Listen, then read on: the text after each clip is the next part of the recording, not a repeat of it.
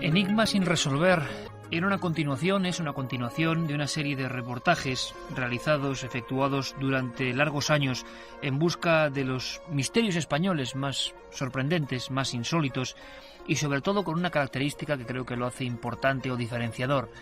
Todos los documentos, todas las historias están obtenidas y vividas desde el lugar de los hechos. En ninguno de los acontecimientos revelado en las dos partes de esta misma obra realmente, Enigma sin resolver 1 y Enigma sin resolver 2, siempre el reportero, en este caso vuestro amigo Iker Jiménez, estuvo sintiendo el pálpito de los testigos, pisando el terreno y haciéndose una planificación de lo que era la investigación no solo documental sino humana. Dejar a un lado o hablar de casos sin haberlos vivido realmente, sin haber contemplado el miedo del quien los protagonizó, pues sigue siendo una manera de investigar del todo lícita, pero que elimina una parte sustancial, las emociones, los terrores, los asombros, que todavía se reflejan en los ojos de muchas personas. A lo largo de este libro, repleto de fotografías y de documentación, pasan muchas personas, muchas historias, muchas vivencias, cada una de ellas distinta. Son 13 documentos, 13 reportajes, 13 capítulos, y desde luego destacar algunos es siempre una tarea muy difícil.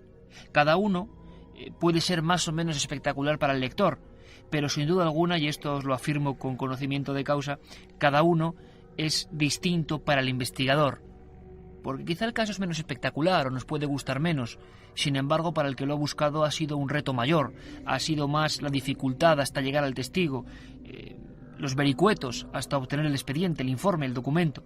Eso hace que cada uno tenga un valor distinto. Pero yo creo que vamos a aproximarnos mucho mejor a estas realidades sobrecogedoras, navegando por 3 historias.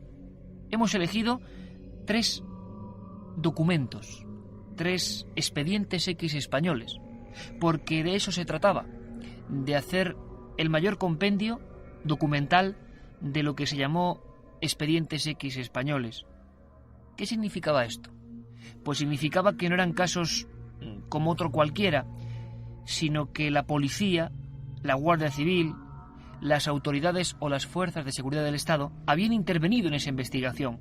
Por lo tanto, para mí como periodista, eso era un aval de que el misterio había desafiado a todos, no solo a crédulos o incrédulos, sino a las fuerzas de seguridad que actúan para defendernos y para investigar. Lo que me encontré es que en la mayoría de las ocasiones, desgraciadamente, estos expedientes acaban perdidos, cuando no quemados u olvidados. Mi misión era rescatarlos. Vamos a empezar con uno de los casos que personalmente más escalofríos me ha hecho pasar en todos estos años. Ocurrió en una casa y eso siempre genera cierta pátina de inquietud, por no llamarlo de otra manera, porque cuando uno ve cosas en el cielo, investiga enigmas históricos, es algo ajeno. Cuando el fenómeno extraño ocurre en tu propio domicilio, en tu propia casa, en tu propia ubicación familiar, pues claro, la cosa cambia, lo sentimos como una amenaza. Estamos conviviendo, durmiendo, despertándonos con un fenómeno extraño. Y eso, os lo aseguro, es francamente incómodo.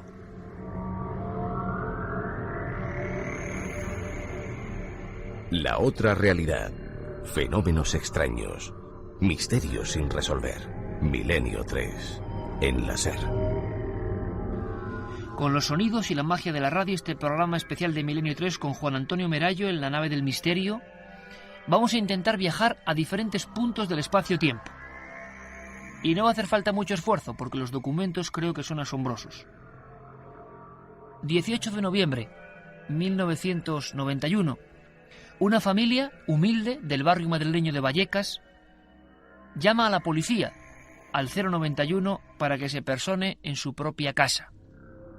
Es la calle Luis Marín, un distrito de gente obrera, trabajadores, que no pierden el tiempo con tonterías del más allá ni con historias de espíritus. Sin embargo, algo grave estaba sucediendo. Esa noche, la familia Gutiérrez Lázaro no era la primera que pasaba durmiendo, todos juntos, por cierto, en el salón de la vivienda. Un salón pequeño conectado con un pasillo que salía hacia la salida.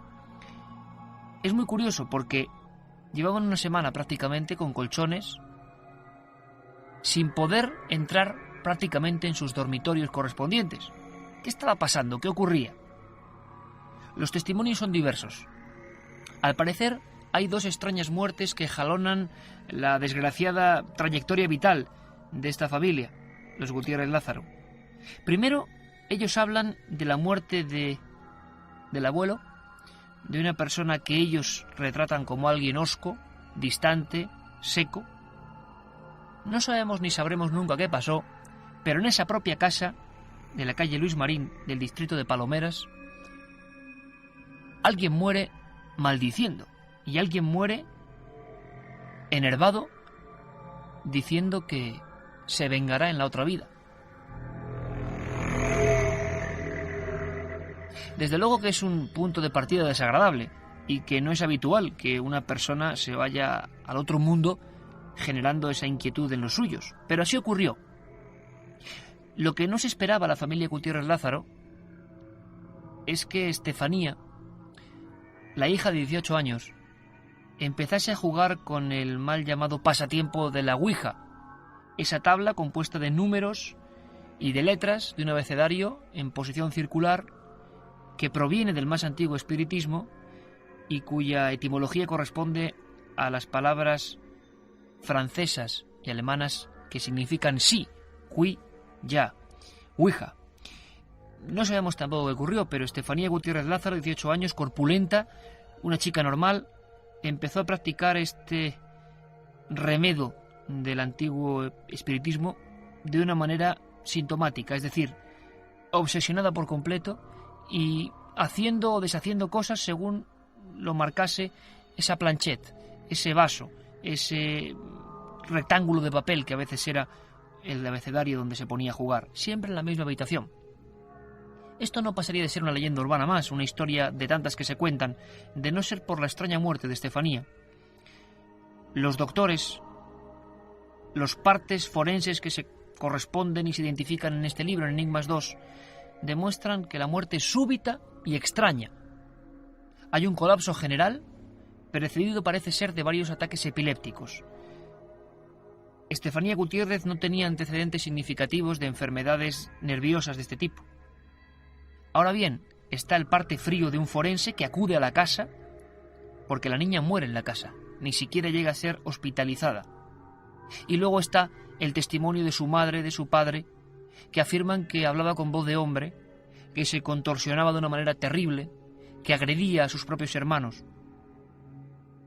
Muere Estefanía, muere en una habitación cerrada, sin ventanas, con una serie de muñecas de porcelana que la velaron durante su inesperado óbito, y a partir de esa misma noche la familia identifica en el pequeño baño o aseo adjunto a la habitación una voz que una madre sabe siempre si es su hija o no. La voz la llama y dice mamá. Durante varias noches ocurre este fenómeno auditivo que llega a ser escuchado por toda la familia, por todos los miembros de esta familia, 5 personas que realmente se quedan sobrecogidos. Entran varias veces súbitamente empujando la puerta como para sorprender a alguien. No hay nadie, evidentemente. Repito que es una habitación completamente cerrada. A los pocos días, las 2 niñas de unos 12-14 años de edad que duermen en otra habitación adjunta a esa donde murió su hermana y en una litera, describen una de las apariciones más raras que yo he podido registrar, estando allí con ellos, hablando con ellos. Todo esto en una crisis de histerismo tremenda. La escena que me cuentan es la siguiente. Hacia las 3 de la madrugada, notan físicamente cómo se abre la puerta de su habitación.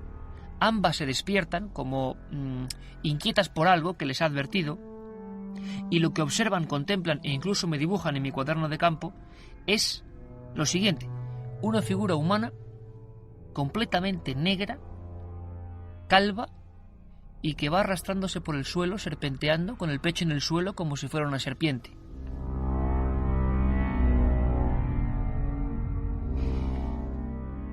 Pasan cosas día tras día, noche tras noche, mejor dicho. Los jarrones estallan, la familia acaba durmiendo todos juntos, como decíamos, en el salón, y estando en el salón, la única foto de Estefanía, de la corpulenta Estefanía, se quema por dentro del cristal, sin oxígeno.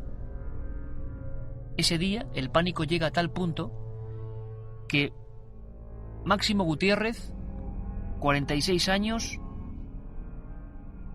llama a la Guardia Civil, no logra conectar con ellos, llama a la Policía Nacional, le atiende un comisario, un policía, que no cree lo que le está contando.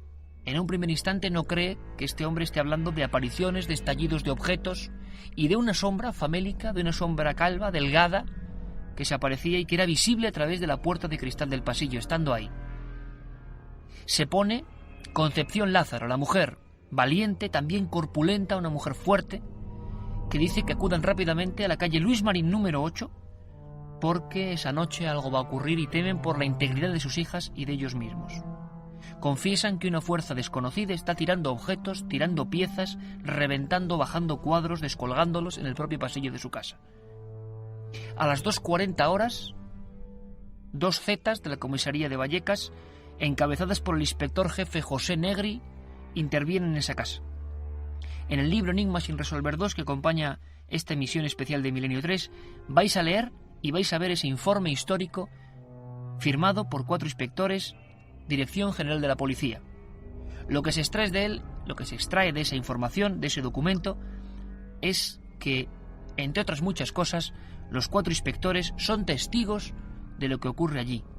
Las puertas de ciertos muebles se abren y se cierran de forma súbita e inexplicable, según aparece firmado en el informe por los 4, que llegan a desenfundar las armas reglamentarias, que escuchan una serie de voces y que en un momento dado, en el dormitorio de los hechos anómalos que antes hemos comentado, caen del techo, o mejor dicho del aire, sin llegar a ser del techo, algo que el Z2 identifica como babas, que en última instancia, antes de salir de la vivienda, contemplan cómo un póster es rasgado por una especie de garra de un lado a otro, y cómo uno de los policías asegura que un crucifijo adherido a la pared se ha girado y el Cristo se ha caído, se ha desprendido de él.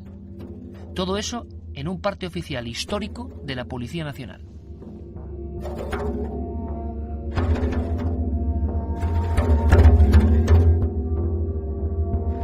Un programa que se sumerge en el otro lado de la realidad.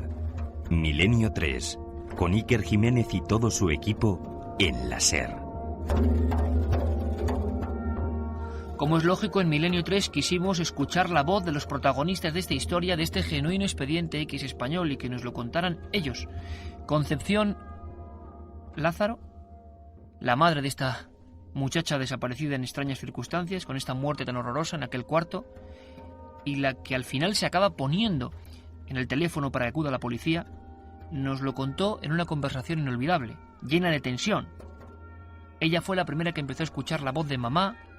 Ella fue la que tuvo que coger el cuadro que se quemaba. Ella vio esa sombra, esa figura. Así fue, así transcurrió esa charla mítica. Concepción Lázaro, buenas noches. Hola, buenas noches. ¿Cómo estás? Pues mira, bien, ya pasó. Bueno, no sabemos si ha pasado.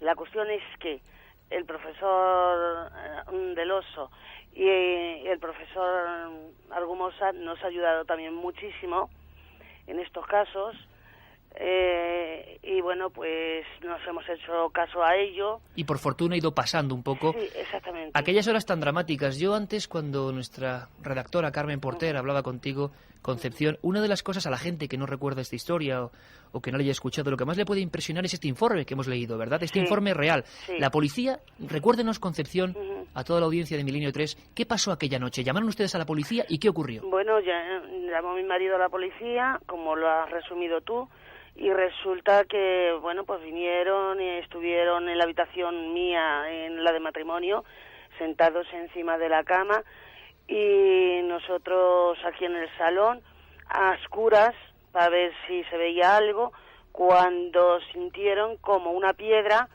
aquí en la terraza. Bueno, pues se levantaron corriendo y vieron que, bueno, pues que no había nada, que no había nadie, ni nada de nada, y que Bueno, pues era extraño, pero en ese momento resulta que, bueno, pues la puerta del mueble bar se abrió sola, sin saber motivo ni razón. Y claro, pues en ese momento pues estaban con miedo de todo lo que estaba pasando y un policía sacó la pistola. ¿Llegó a sacar la pistola? Sí. ¿Apuntando a qué, Concepción? Apuntando a la puerta. Y bueno, pues luego descubrieron que no había nada en la puerta, que era increíble. Bueno, pues un policía se salió al pasillo de fuera del corredor y dijo que aquí en esta casa no volvería a entrar más. Claro, no había nadie a quien disparar, ¿no? Exactamente. Concepción, una cosa muy importante, y Sí. sé que para usted es duro recordar esos momentos, pero Sí. le aseguro que pueden ayudar a mucha gente que está sufriendo las mismas cosas y que no sabe ni a quién acudir y a veces callarse. El silencio es una cosa terrible con estos casos. No, bueno, yo lo he dado, o sea, lo he en televisión, en la radio, todo. Lo que pasa que bueno, pues cuando hemos salido en antena, resulta que hay muchas personas muy crueles y se han metido con mis hijos. Y ahora incluso, con el tiempo que llevamos, yo me he enfrentado a muchas personas, pero chicos de 18, 19 años, y que se han metido con el niño y le llaman fantasma. Realmente la gente es cruel cuando no entienden las cosas, porque su hija, Estefanía Gutiérrez Lázaro, 18 años, era practicante de la Ouija, ¿verdad? Sí. ¿Qué ocurrió? ¿Qué ocurrió aquella noche en que ella dejó de vivir, por desgracia? Ay. Eso fue espantoso. Bueno, pues vino de estar con el novio en el parque. Cuando el novio se fue, estuvo cenando aquí el novio con ella, y bueno, pues se fue y ella me dijo, dice, mamá, me voy a la cama. Digo, vale, hija. Cuando nada más que acostarse, se puso encima de la cama, sentada, diciendo que le dolía mucho la cabeza y echando espuma por la boca. Cuando llamé a la doctora, me vino y me dijo que llamase a mi familia.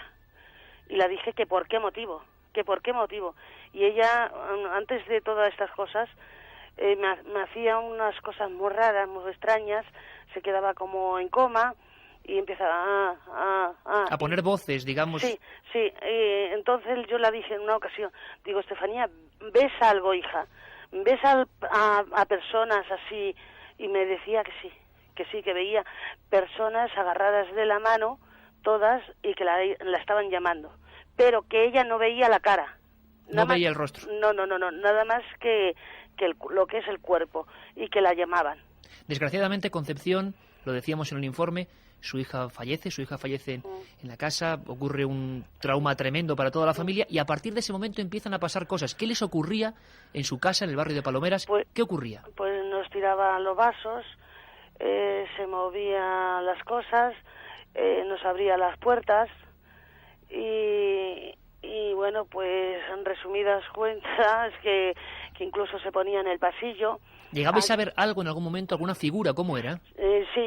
Sí, era, bueno, había veces que era negra, que la llegó a ver mi marido detrás de la cortina, y había otras que era como blanca, ¿sabes? Yo no sé, ya en nuestra cabeza ya no lo veía, no sé. Era auténtico miedo lo que estaban pasando, ¿no? Sí, muchísimo miedo, y luego hubo una persona que nos metió mucho más miedo aquí. Sí, personas, sabemos la historia un poco, Concepción, personas que llegan como expertos, que intentan limpiar casas y que no hacen más que estafar a las familias. Yo, bueno, pues no le voy a nombrar a esa persona. No, y además es mejor ni siquiera dedicar un segundo a ese tipo de gente, Concepción. Una cosa importante, hay un momento, yo hablaba con su marido, con Máximo Gutiérrez, tengo que decirle, una persona noble, escéptica en estos temas y que se encuentra con el problema en su casa.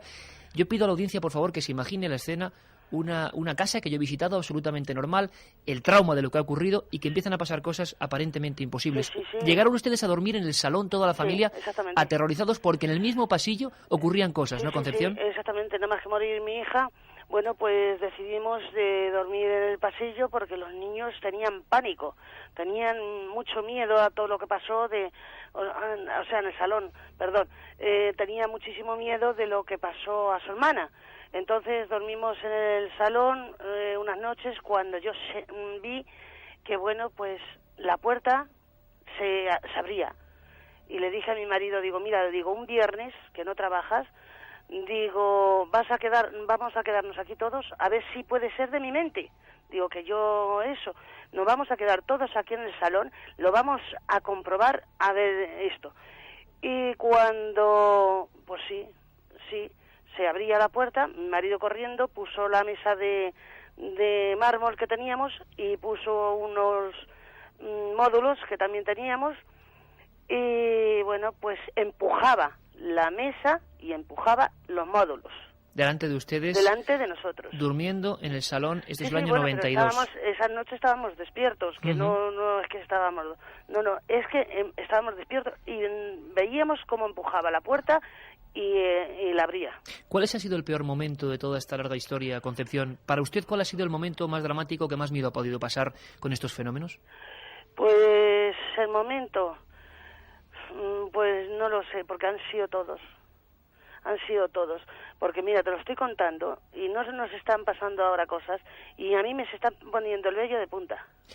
Hay una foto que yo guardo especialmente cuando estuve en su casa, Concepción, que usted me mostraba, que es impresionante, yo la recogí para uno de mis libros, y es la fotografía de su propia hija, la única fotografía de Estefanía, que empezó a arder dentro del cristal, sin oxígeno. ¿Qué pasó? Exactamente. Bueno, pues fue un domingo que íbamos a ir nosotros al cementerio, cuando por la noche, sin saber motivo ni razón, empezó a arder y tenía yo suelo de cintasol y tenía un tapiz, que ese tapiz ni salió ardiendo ni el suelo de cintasol salió a arder. Cuando entro yo por la puerta y digo, oye, ¿y la fotografía de mi hija? Digo, ¿dónde está? Cuando miro al suelo y estaba ardida en el suelo. Por dentro del cristal. Por dentro del cristal, que todavía la conservo. Sí. O sea que era impresionante. Fue una cosa fuera de serie. Y yo la oigo a mi hija que me llamaba, mamá. Y yo me volvía... ¿Y era la voz de su hija, Concepción? Sí. Y yo por las noches la oía decir, mamá. Y digo decía yo a mis hijas, ¿sois vosotras las que me habéis llamado? ¿Os pasa algo? No, mamá, nosotros no te hemos llamado. Y entonces ya me quedaba yo... pues sorprendida de La todo. policía Concepción estuvo aquella noche histórica para los temas extraños, 19 de noviembre del 92, no le dio ningún consejo, ¿verdad? ¿Qué iba a decirle la policía? No, nada más que llamase al investigador famoso. Y realmente no pudieron hacer absolutamente nada, se fueron de aquella noche y no volvieron nunca más. No, en absoluto. Y más, los he vuelto yo a llamar y aquí a mi casa no han venido.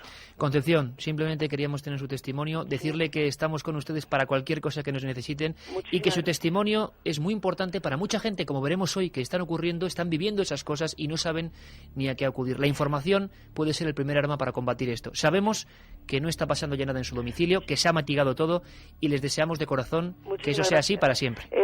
Yo le dije al profesor Jiménez del Oso una vez que se me había puesto las bombillas blancas por dentro con humo. Cuando me dijo, dice, tírala por el balcón. Dice, tírala cuando no haya nadie por el balcón. Eso es lo que hice. Y ya no se han vuelto más a poner. Este señor, como el otro, me han ayudado muchísimo. Lo sabemos, Concepción. Gracias. Se lo agradecemos mucho de corazón y ayuda a mucha gente que está pasando ahora mismo, y hoy conectaremos con ellos, escenas de este tipo. Muchas gracias y que de verdad nada vuelva a soliviantar a su familia. Un abrazo. Muchísimas gracias. Adiós. Tenemos todas las respuestas delante de nosotros. Ahora, solo tenemos que entenderlas. Milenio 3, en la SER.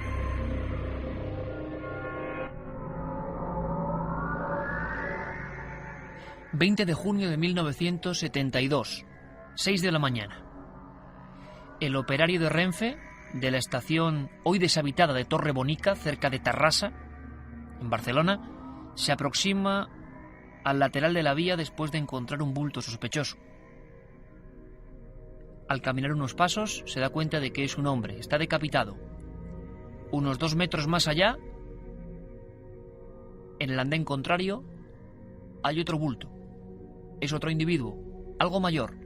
La cabeza es irreconocible. Está situada a más de 5 metros del tronco. Hay una anomalía que le llama mucho la atención. Ambos sujetos sostienen contra el pecho un papel. Cuando se acerca a examinarlo, venciendo su propio miedo, aún es de noche, lee el contenido de ese mensaje. Dice así: los extraterrestres nos llaman, Pertenecemos al infinito. Está rubricado con una extraña firma. 2 ochos, o mejor, 2 signos de infinito.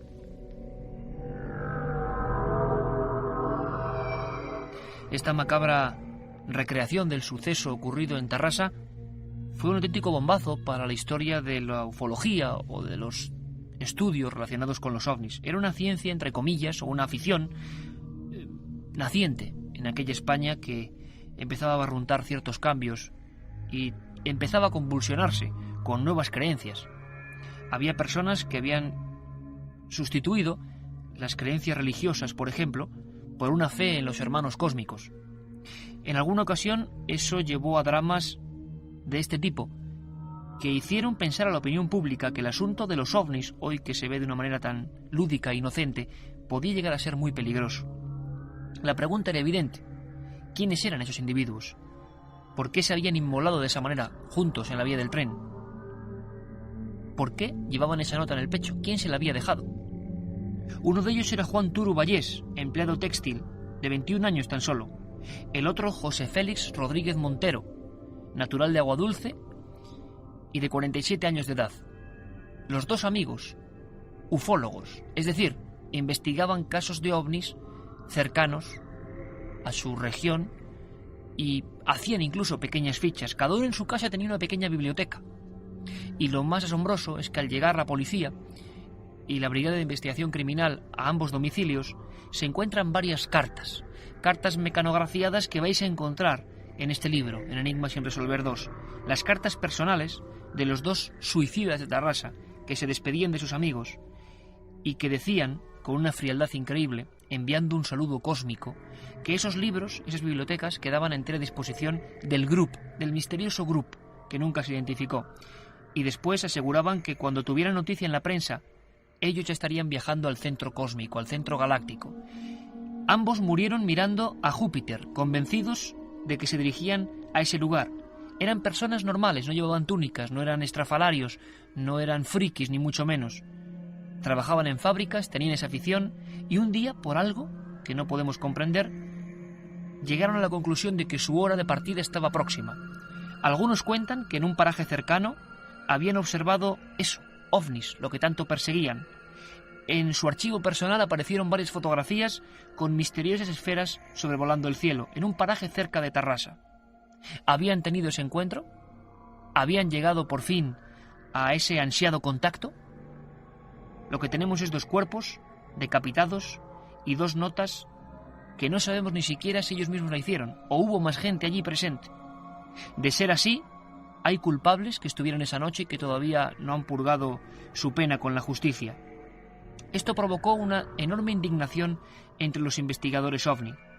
Uno de ellos, natural de Tarrasa, Josep Guijarro, pudo investigar muy de cerca esta historia. Llegó a obsesionarse con ella, convencido de que hubo más muertos, más gente que participó. En ese mismo apeadero, hoy deshabitado, en ese mismo lugar, en ese mismo andén, hubo 13 suicidios más, entre 1972 y 1978.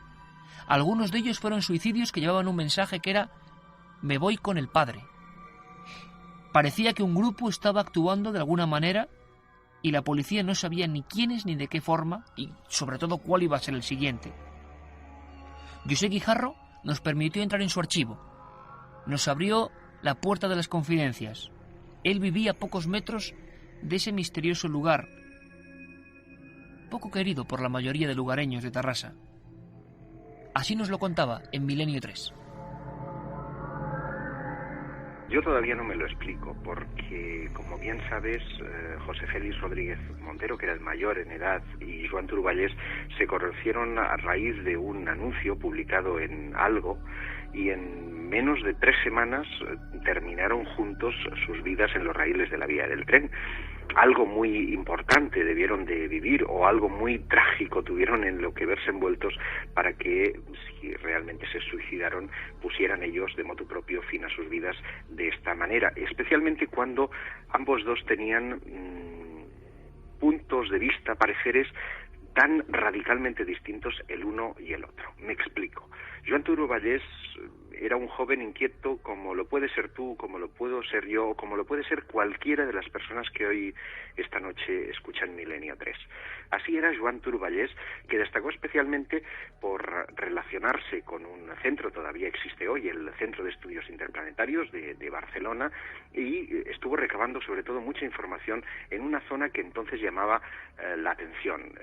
Tú también la conoces, se trata de las Concas de Tivisa, una árida zona cercana a Mora de Ebro, en la que se especulaba con la posibilidad de que pudiera existir una suerte de base extraterrestre. José Félix Rodríguez Montero, por su parte, también tenía muchísimas inquietudes, pero le superaba en edad, 47 años, y este hombre llevaba tras sus espaldas un bagaje excelente de inquietudes. Había entrado en un seminario católico, no viendo suplidas un poco sus inquietudes personales, acude a la religión evangélica y está durante muchos años y adquiere una amplia notoriedad, siendo incluso pastor. Aquello no termina de casarle, acude a Sevilla y a otros lugares entrevistándose con el padre López Guerrero, asiste a los trances al Papa Clemente y nace su inquietud por el fenómeno OVNI y por las visitas extraterrestres. Es un hombre tan enigmático que sus amistades íntimas le llaman el venusino, y no les faltaba nada de razón, porque según pude constatar, él mantenía no solo contacto abierto con lo que creían inteligencias del espacio, sino que además tenía una buena colección de fotografías de los alrededores de Tarrasa, concretamente en un punto kilométrico de esa misma vía, situado más hacia Sabadell, en la que había podido incluso captar ovnis diurnos. Milenio 3, en la SER. Esas fotografías siguen siendo un misterio. ¿Esos ovnis llevaron a los suicidas a creer que era el punto de partida? ¿Quién sabe? Lo cierto y verdad es que durante años ocurrieron cosas por imitación o porque había una señal de un grupo que nunca se identificó, realmente trágicas. En la serie de libros Enigmas sin resolver vais a encontrar todos los documentos. Y en esta segunda parte, una secuela de este caso que a mí me conmovió. El 2 de octubre de 1978, dos muchachos de tan solo 16 y 18 años, Juan José Vargas y Francisco Saureu, deciden copiar milimétricamente a los suicidas de Tarrasa. Y lo hacen de una manera increíble. También se apean en otro lugar abandonado, Artesa de Lérida. También escriben una serie de mensajes que aparecen desperdigados. En este caso, ambos muchachos, 16 y 18 años, llegan a tal frialdad que días antes regalan a sus compañeros de colegio compases, escuadras, cartabones, con una sonrisa en los labios, diciendo: no os preocupéis, ya no lo vamos a necesitar más. Fui a Lérida y efectué un seguimiento de las últimas horas de estos muchachos y acabé realmente impresionado. En una de las vías principales de esta ciudad catalana, ellos pasan el tiempo escribiendo nerviosamente el día de su muerte y desaparición. Consumen 12 cafés cada uno. Y cuando se alejan, al camarero le dejan una propina exorbitada. No lo había podido olvidar. Este hombre los detiene en el umbral de la puerta y les exhorta, les dice que realmente se han pasado con la propina. Los dos muchachos, cuyas fotos observáis en el libro, se giran, llueve en Lérida esa noche, sonríen y dicen: no te preocupes, un día es un día y hoy es el día. Nadie sabe qué pasó después. Esa noche aparecen los dos abrazados en la vía del tren, sin cabeza. Los zapatos están limpios, a pesar de que todo el entorno estaba embarrado. ¿Qué había ocurrido? Es el caso de los suicidas de Lérida. Para la policía fue un auténtico misterio. En Cataluña sabían que gente se había inmolado en las vías del tren. ¿Pero por qué? Algo tan burdo como creencias en que los extraterrestres estaban ya aquí y se los iban a llevar. ¿Cómo es posible? La investigación en algunos de estos casos corrió a cargo de uno de los pioneros de la policía científica española, Salvador Ortega Mayén. Él nos hablaba así de preocupado, recordando aquellos años, aquellas extrañas creencias y aquellas muertes sin explicar. En aquella época, suicidio de este tipo representaba, como yo te dije antes, un gran reto, porque no encontraba ningún nexo de unión en las muertes violentas de esta forma, y sobre todo cuando se trataba de personas acompañadas, o sea, aún menos, ¿no? Se llegó a pensar incluso en la aparición de una secta de inmolación que pudiera naturalmente pues haber adoctrinado o haberlos encaminado por la senda del suicidio, lo que yo te decía antes, ir adelantando pasos para llegar más pronto al dios o al gurú. No se puede encontrar otra explicación, pero tampoco se encontraron sectas de este tipo en aquella época.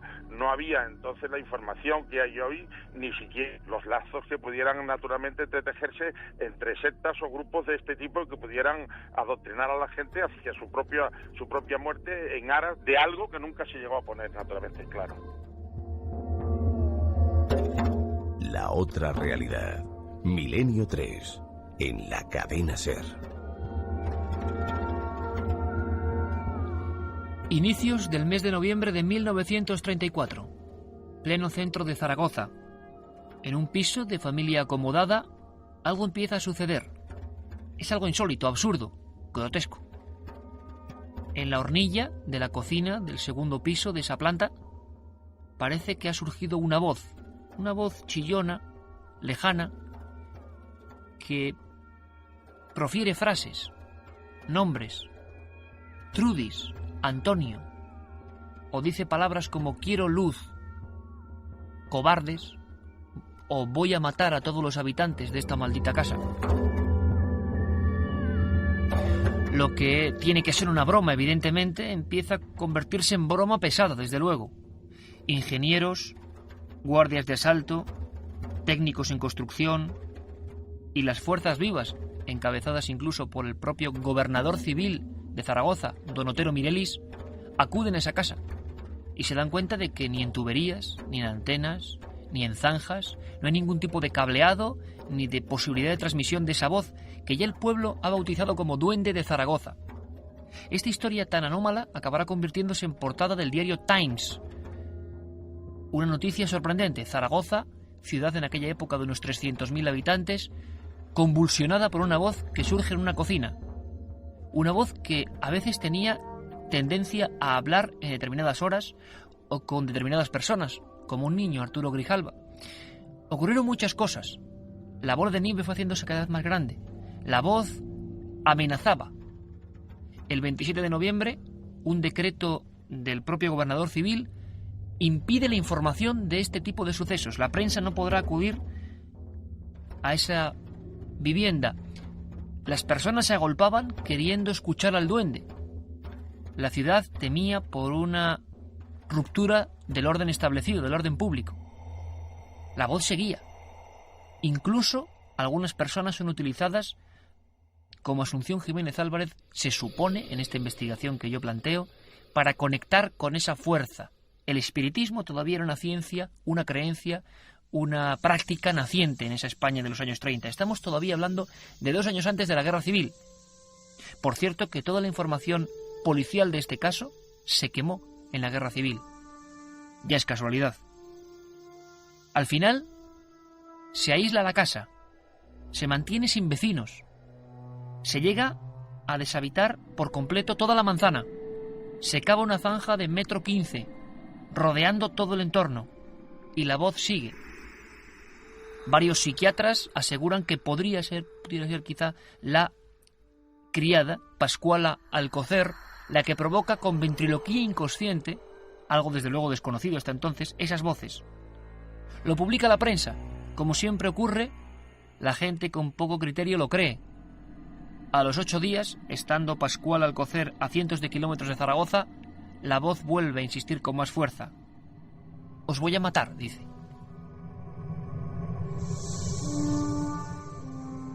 Para que os hagáis una idea de la repercusión que tiene el asunto del duende a nivel de prensa, con la irritación de las autoridades que no pueden poner veto a, desde luego, un bromista, pero un bromista escurridizo, hicimos en Milenio 3 un recordatorio de algunas píldoras interesantes. Fue la noticia de aquel inicio de otoño de 1934. Carmen Porter lo recordaba así en Milenio 3. El antiguo Noticiario de Aragón fue el primer medio de comunicación en hacerse eco de lo que estaba ocurriendo en la calle Gastor de Gotor. Posteriormente, entre el 15 y el 22 de noviembre, el diario Heraldo de Aragón publicó extensos artículos sobre los extraños fenómenos que se estaban produciendo en el edificio. El resto de España no tardó mucho en hacerse eco de las andanzas del duende y el periódico o diarios de corte político como El Sol o La Nación comenzaron a publicar una serie de reportajes que coparían gran parte de los rotativos durante más de un mes y medio. Jornada a jornada iban aportando las nuevas informaciones de las que lograban hacerse eco e incluían en sus portadas 2 despachos telegráficos, el de las 9 de la mañana y el de las 11:30 de la noche. Continuamente periodistas de estos y otros medios se apostaban a las puertas del edificio embrujado. También revistas que centraban su información en la imagen hicieron decenas de especiales. Crónica, estampa y fotos causaron una gran sensación publicando las fotografías de los principales testigos y vecinos del inmueble. El caso impactó tanto en la sociedad de la época que noticiarios cinematográficos internacionales como la UFA alemana y la Fox enviaron a sus corresponsales a cubrir tan curiosa noticia. En el Ayuntamiento de Zaragoza comenzaron a recibirse misivas en las que miles de personas aseguraban ser el duende. En la estafeta de correos los empleados se quejaban, ya que se recibieron 11.000 cartas, algunas de ellas con remitentes estrafalarios, tales como a la ciudad fantasma, o direcciones del tipo Callejón de los Lamentos. Incluso hubo cartas de amor dirigidas al duende y misivas llegadas desde Portugal, Alemania o Londres. El caso del duende de Zaragoza se hizo tan famoso que los empresarios más avispados en los negocios comenzaron a fabricar todo tipo de artículos. Radios duende, la radio que escucha el duende, decían, goma de mascar duende, harina el duende de Zaragoza.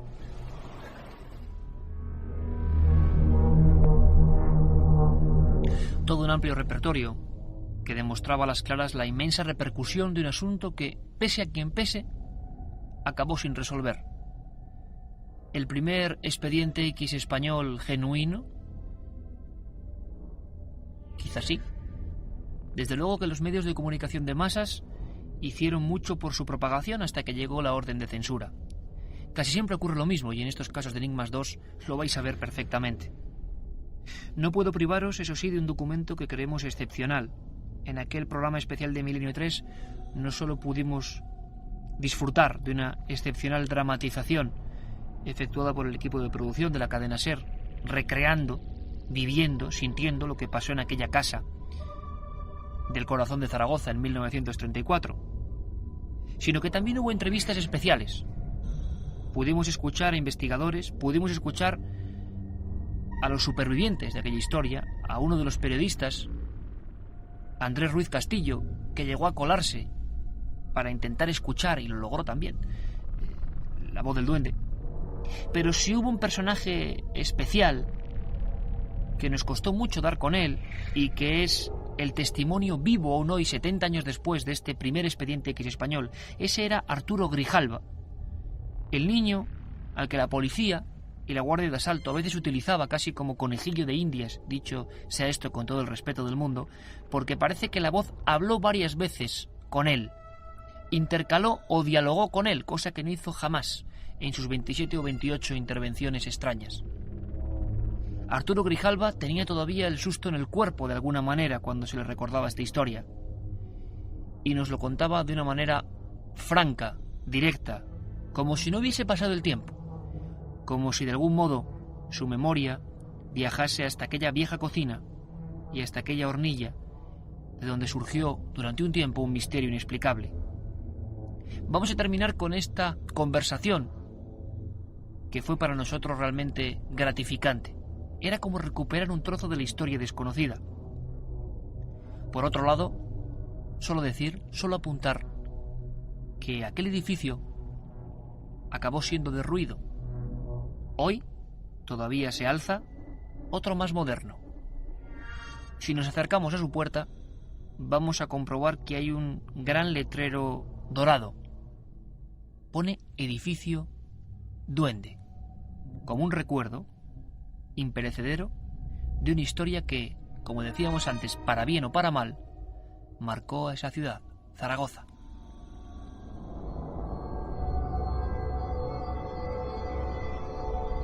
don Arturo Grijalva. Buenas noches. Hola, buenas noches. ¿Qué tal? Oye, Arturo, imagino que inolvidable, ¿no? Cuando yo le pregunto por lo que ocurrió en aquella casa Gascón de Gotor número 2, sí. No sé, ¿qué le viene a la memoria en ese momento? Pues me viene a la memoria pues una situación que para mí era casi de risa, como niño, y para los demás se ponían la cara blanca, se quedaban blancos cuando contestaba el duende. O sea, las personas mayores sufrían más que yo, en una palabra. Llegó a dialogar usted, según aparecen algunos documentos de la época, con esa voz, ¿no? Sí. Logré hablar, vamos. Mi difunto padre, pues están allí toda la familia y los varios adivinos que había, uno de París, otro de Londres, gente que había ido allí, y la policía, los guardias de asalto entonces, pues entonces le dije a mi papá que era muy tarde, ya le digo, vámonos papá, vámonos a la cama, que este tío es un chalao.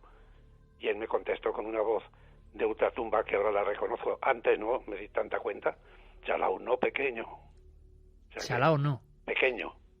Qué bueno, porque fue usted el único que de alguna manera tuvo un toma y daca con esa voz, ¿no? A las demás personas como que, bueno, no... No, mi difunto padre también, porque es que en realidad nosotros, cuando empezó el día que empezó el duende, no vivíamos en el piso del duende, vivíamos en el piso de encima.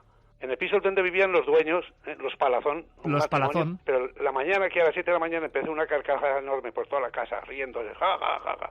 De los 9 pisos vivíamos en 4 o 5, los demás estaban vacíos, puesto que la casa era nueva. Y entonces pues empezó una risa, unas carcajadas, que todos salieron a la escalera, al que pasaban, las señoras en camisón, con una bata, los hombres iguales, y entre ellos los dueños de la casa, riéndose de todos. No decía nada más que risa, reírse. Solo risa, don Arturo. Solo risa, no empezaba a hablar ya con nadie. Y claro, los Palazón, estos señores, pues al otro día cogieron un coche y se marcharon. ¿Y cómo recuerda la voz? Sobre todo varonil. Yo recuerdo que era una voz de un hombre, para mí de un hombre, que ahora digo muy tenebrosa la voz, de esas voces que salen, chalao no pequeño, como un poco, valga la vulgaridad, de ultratumba, ¿no? Una cosa rara. Nadie daba con la cuestión, nada, porque es que hicieron las 1000 pruebas. La casa estaba sola, era una construcción en una esquina, que eran unas calles nuevas. Hicieron una zanja de 1 metro alrededor de profundidad de toda la casa por ver si había unos cables o algo que llegara ya a algún altavoz, cosa que yo ahora digo, pero serían burros, y entonces la técnica de auditiva estaba en pañales, estábamos con galena, casi. Era absurdo, ¿no?, pensar en una y luego una voz amplificada se nota de una voz amplificada a una voz natural directa.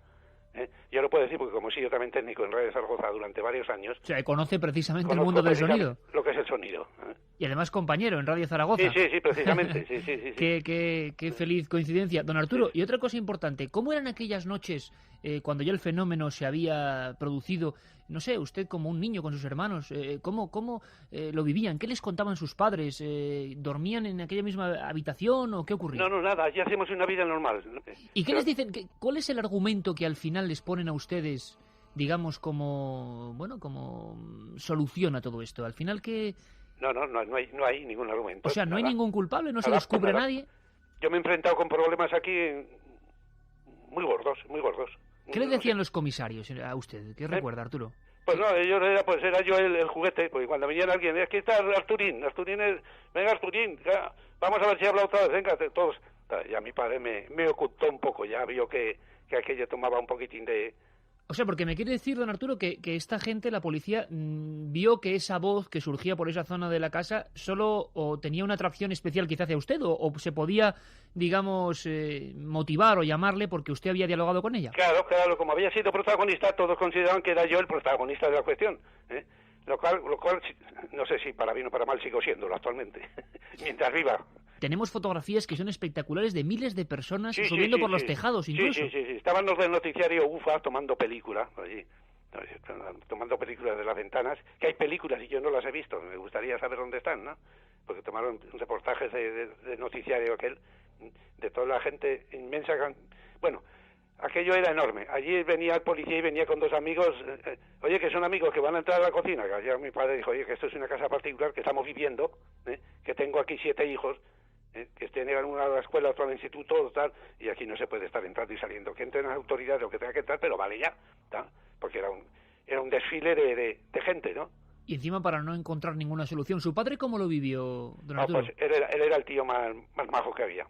Porque es que cuando se quedó vacío el piso abajo el duende, mi difunto padre, pues con duende y todo, dije, nos bajamos al piso del duende nosotros. Y a los 2 días de eso nos bajamos al piso del duende. Y de entonces estuvimos hasta que tiraron la casa. Una casa que hoy se llama Edificio Duende, precisamente. Sí, Edificio del Duende. Y una cosa, don Arturo, que es quizá intrigante, al final no se desaloja, se llega a desalojar la casa, se llegan a mirar las tuberías, se llegan a mirar todo. La anécdota más, bueno, aparte de que cuando apagaba la luz decía, luz que no veo. Luz que no veo. Sí. Imagino que la gente en ese momento que se escuchaba la voz, no sé, gesticularían, sería un susto tremendo. Claro, pues, asombraban, y los periodistas anotando, escribiendo ahí en papeles, estaban ahí. Bueno, no existían los magnetofones, por supuesto, ni nada de esto, ¿no? ¿Qué documento hubiera sido, usted que ha sido técnico, grabar aquella voz, no? Es que, fíjate, en el año 34 que teníamos, había muy pocos aparatos de radio de onda media y onda corta. Claro. Y los demás eran galenas.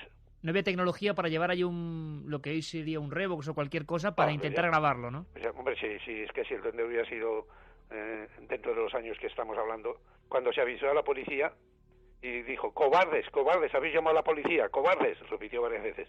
Y al momento vino un camión de aquellos descubiertos de guardia de asalto, con 20 o 30 guardias de asalto, que se encargaron de acordonar la casa, entraron en mi piso, en varios otros pisos, por la escalera, para controlar todo, hasta por el tejado, que lo levantaron las tejas, que era una casa nueva, todo lo hicieron polvo para ver si había cables y todo. Estaban empepinados en que aquello tenía que ser una voz microfónica, que no podía ser, caray, ahora lo atestigo yo con más sabiduría que entonces, claro. Y pues nada, al final no hubo ningún tipo de culpable. ¿Y qué ocurrió con ese edificio? ¿Siguieron ustedes viviendo allí? Sí, ya. ¿La voz cuándo desaparece? Eso duró los 3 meses y pico que estuvo. Ya una de las veces, pues cuando se cansaron, dice, vamos a tirarla al tabique, porque eran pisos que daban en la cocina, daba con la cocina del otro lado. Y había 2 chimeneas juntas, que la chimenea era el kit de la cuestión.